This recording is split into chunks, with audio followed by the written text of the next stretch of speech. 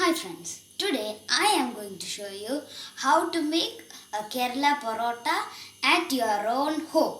So the ingredients needed are flour, oil, salt, sugar, an egg, milk and some baking powder and water.